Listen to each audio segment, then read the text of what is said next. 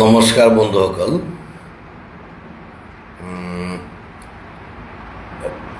এটা খুব স্পৰ্শকাতৰ বিষয় লৈ মাজৰাতি লাইভ আহিলোঁ। তাৰমানে অসমত ঘটি থকা কিছুমান ঘটনাবোৰ চাই আৰু আমাৰ মাননীয় মুখ্যমন্ত্ৰী মহোদয়ে যিবোৰ কথা কয়, আচলতে মোৰ টোপনি নোহোৱা হৈছে।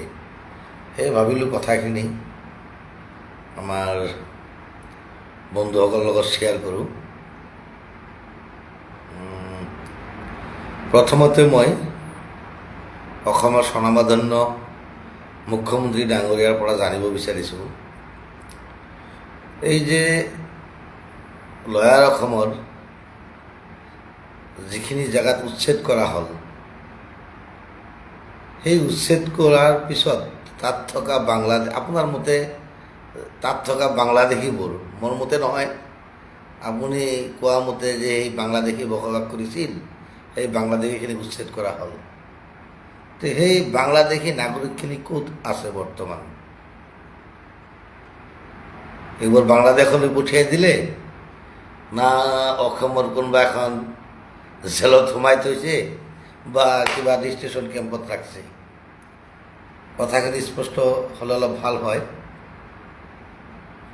তাৰমানে আমাৰ এনেই অসমত জাগা নাই, যদি একচুৱেলি এইবোৰ বাংলাদেশী আপুনি উচ্ছেদ কৰাবোৰ, তেনেহ'লে ভাল কথা। বাংলাদেশৰ নাগৰিক কি অসমত থাকিব? তো এই তথ্যখিনি ৰাজহুৱা, কিমান মানুহ আপুনি বাংলাদেশলৈ পঠিয়ালে উচ্ছেদ কৰি, এই তথ্যখিনি ৰাজহুৱা কৰক। অসমৰ ৰাইজে জানিব বিচাৰিছে বা আমিও জানিব বিচাৰিছোঁ। আপুনি যেনেকৈ বা লৈ আছে, লয়াৰ অসমত বহুত বাংলাদেশীক আপুনি উচ্ছেদ কৰিলে, আচলতে যদি সেইবোৰ বাংলাদেশী হয়, তেনেহ'লে মুখ্যমন্ত্ৰী মহোদয়ে এটা ভাল কাম কৰিছে। তে মুখ্যমন্ত্ৰী মহোদয়ে বস্তুখিনি স্পষ্ট কৰি ক'লে ভাল হয় যে ইমানজন বাংলাদেশী নাগৰিক আটক হৈছে ধুবুৰী ডিষ্ট্ৰিক্টত, গোৱালপাৰাত, সেই তথ্যটো ৰাজহুৱা কৰক।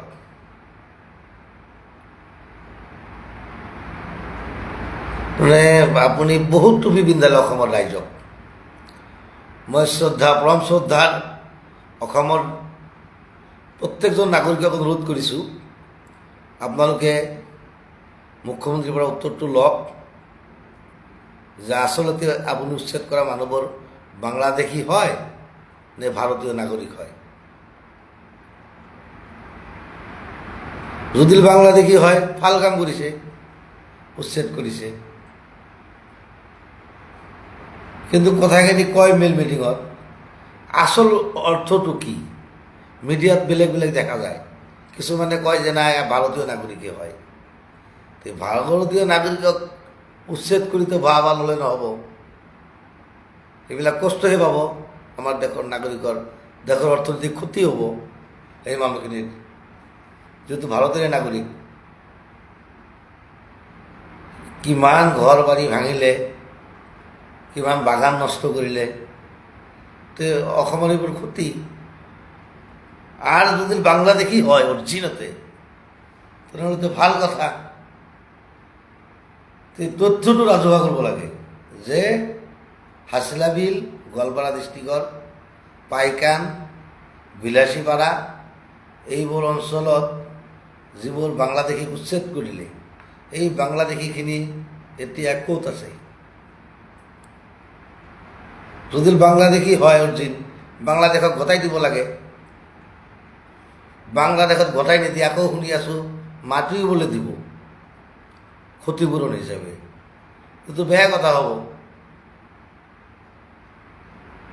আচল উদ্দেশ্যটো কি?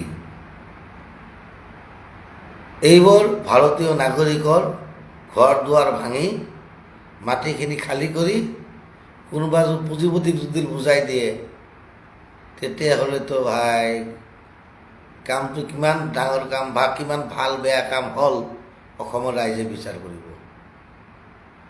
এই প্ৰশ্নটো অসমৰ ৰাইজৰ ওচৰত মই এৰিলোঁ।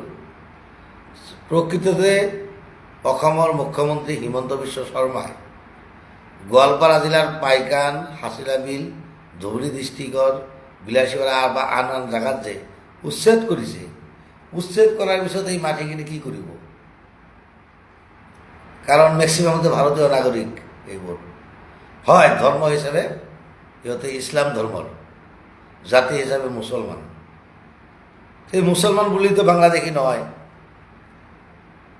দেশততো আইন কানুন আছে।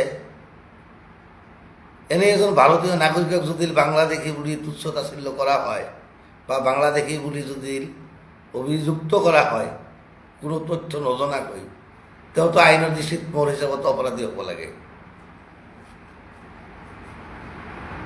তে মুখ্যমন্ত্ৰী মহোদয়, আপোনাক আকৌ এবাৰ কৈছোঁ মই, কিমান মানুহ বাংলাদেশী মানুহ উচ্ছেদ কৰাৰ পিছত কিমানজন মানুহক আপুনি বাংলাদেশত পঠাইছে? নিজৰ স্থিতি স্পষ্ট কৰক।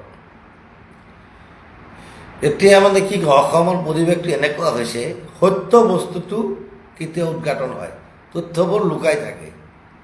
কিন্তু কিছুমান মানে কি কওঁ, স্থানীয় আমাৰ অসমৰ, আজি মই নাক নকৰোঁ, আজিৰ দিনতো কিছুমান মানে সাহসী সাংবাদিক আছে। সেই সাংবাদিকবিলাকে যদি মুখ্যমন্ত্ৰীৰ পৰা কিবা তথ্য বিচাৰে তেতিয়া কৈ দিয়ে নহয়, কোনটো চেনেলৰ তুমি, তোমাৰ মালিকক ফোন কৰি আছোঁ ৰ'বা।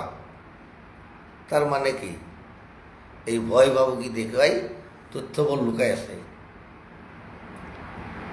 তথ্য লুকুৱাটো অসমৰ ৰাইজে কামনা কৰে।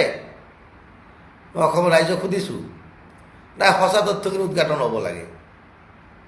মই যিমান দূৰ জানিছোঁ, গোৱালপাৰাৰ পাইকান, হাছিলা বিল, ধুবুৰী ডিষ্ট্ৰিক্টত আৰু ঢেকীয়াজুলিত যিখিনি উচ্ছেদ কৰি আছে সেইখিনি আচলতে প্ৰকৃত ভাৰতীয় নাগৰিক, নথিপত্ৰ থকা নাগৰিক। কিন্তু অসমত মানে কি কওঁ, খোলাকেই কওঁ, হিন্দু মানুহখিনিৰ ভোট ধৰাৰ কাৰণে এটা মিছা কথা কৈ মুখ্যমন্ত্ৰীয়ে ঘূৰি আছে মিডিয়াতে এইকেইদিন ধৰি যে বাংলাদেশীক উচ্ছেদ কৰিবই। এইটো কি কৈছে, একদম মানে ৰাজনীতি কিছু বনাই লৈছে, বা তেখেতৰ মানে কি কওঁ প্ৰধান ভাষা হৈ গৈছে, বাংলাদেশী উচ্ছেদ হ'বই লাগিব, দয়া নাই, মায়া নাই। আৰে আমাৰোতো নাই, বাংলাদেশীক আমিও জাগা নিদিওঁ, আমিও বাংলাদেশৰ বিৰুদ্ধে যুদ্ধ কৰিম। যদি কোনোবা বাংলাদেশী আছে আমি অসম পুলিচক সহায় কৰি ধৰি দিম। কিন্তু একচুৱেলি বাংলাদেশী নহয়, ভাৰতীয় নাগৰিক। এইখিনি ক'ব লাগে যে অসমত অসমীয়া মুছলমান মানুহ কিছুমানে কি কয় একচনা মাটি বা ৰিজাৰ্ভ মাটি বা চৰকাৰী মাটিত ঘৰ বাৰী কৰিছিল, সেইখিনি এফেকশ্যন কৰা হৈছে বা উচ্ছেদ কৰা হৈছে।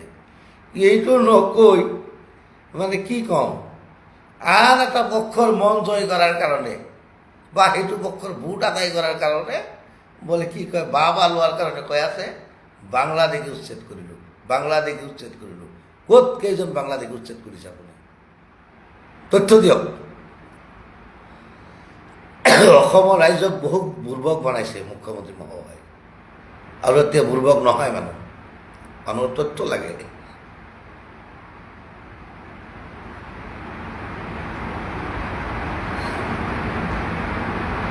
বন্ধুসকল কমেণ্ট কৰক। আচলতে এই যিখিনি মানুহ উচ্ছেদ কৰি আছে সেই অঞ্চলৰ মানুহখিনিক মই অনুৰোধ কৰিছোঁ, আপোনালোকে মোৰ লাইভটোত কমেণ্ট কৰিলে তথ্যখিনি উদঘাটন হ'ব। আচলতে মুখ্যমন্ত্ৰীয়ে মিছা কথা কৈ আছে না আমাৰ সংখ্যালঘুৰ নেতা কিছুমানে মিছা কথা কৈ আছে, তাত স্থানীয় নেতাগিৰিয়ে। সেই মানুহখিনি কি প্ৰকৃততে ভাৰতীয় নে বাংলাদেশৰ? এই কথাখিনি মানে লাইভত কমেণ্ট কৰি জনালে নিশ্চয় অসমৰ সৰ্বশ্ৰেণীৰ মানুহে তথ্যখিনি জানিব। কিন্তু কি কৰিম, সঁচা কথা কোৱা মানুহ আজিৰ যুগত বহুত কম। যি কয় মানে কি কয়, জাতত ধৰি কয় যে অসমৰ এচাম মানুহক যদি মানে তাৰ আগত কোৱা হয়, এই মিয়া মুছলিমক জাত কৰিলোঁ বা শাস্তি দিলোঁ, উচ্ছেদ কৰিলোঁ বাংলাদেশী, অসমীয়া মানুহক উচ্ছেদ কৰি বাংলাদেশী ৰূপ দি আছে। কিন্তু খুব দুখৰ বিষয়, দুখেৰে জনাইছোঁ, অসমত দুটা এটা সংবাদ প্ৰতিষ্ঠানৰ বাহিৰে বাকী সংবাদ প্ৰতিষ্ঠানখিনিয়ে এইবিলাক সত্য বাতৰি বা মুখ্যমন্ত্ৰীক প্ৰশ্ন কৰাৰ সাহস সিহঁতৰ নাই।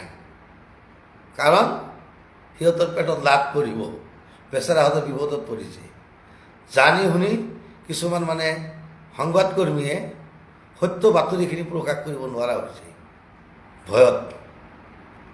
কিন্তু সেইবুলি গোটেইখিনি সাংবাদিক নহয়, মেক্সিমামেই সঁচা তথ্যখিনি দাঙি ধৰিছে। কিন্তু দুটা এটা নিউজ চেনেলে যে কৈ আছে যে বাংলাদেশী উচ্ছেদ কৰি আছে। বাংলাদেশী শব্দটো ডাঙৰ শব্দ। কিয় আহিব বাংলাদেশৰ পৰা মানুহ অসমত? আমাৰ ইয়াত থকাৰ জেগা নাই নিজৰ ল'ৰা ছোৱালী লৈ।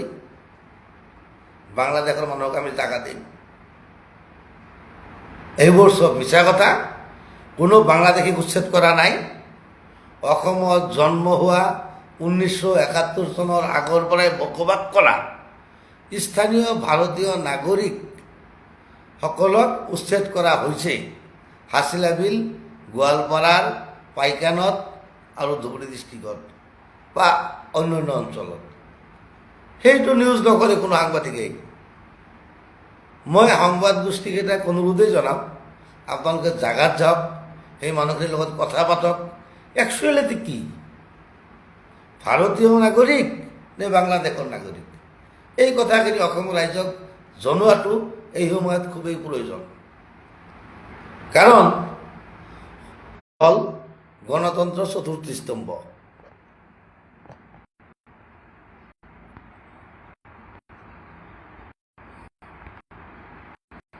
গণতন্ত্ৰৰ চতুৰ্থ স্তম্ভৰ ওপৰত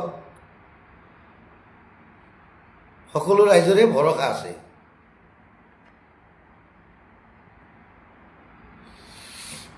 সকলো ৰাইজৰে ভৰসা আছে গণতন্ত্ৰৰ চতুৰ্থ স্তম্ভৰ ওপৰত। গতিকে তথ্যখিনি উদঘাটন কৰিব লাগে।